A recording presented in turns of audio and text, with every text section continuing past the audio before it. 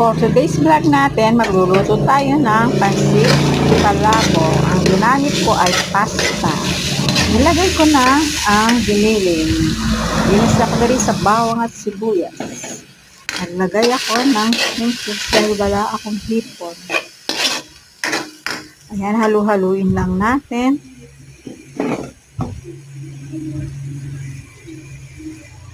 Nilagyan ko ng paminta. Halu-haluin.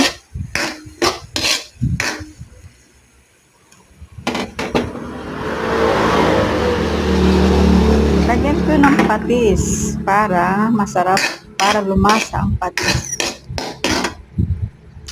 sa ating nilulutong ispabok. Lagyan ko na rin ng itlog. Hiniwa-hiwa ko yung mga itlog.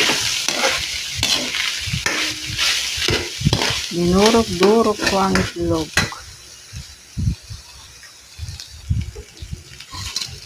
Sinunod ko na rin nilagay ang chicharon. Halo-haloin lang natin.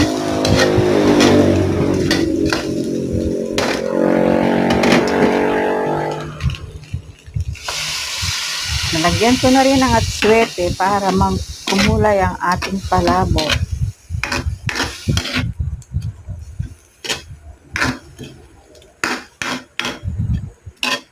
Yan, halo-haloin.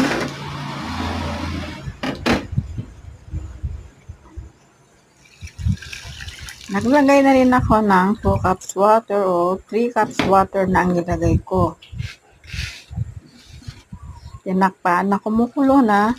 Naglagay na rin ako ng cornstarch para lumapot ang ating nilulutong palabo.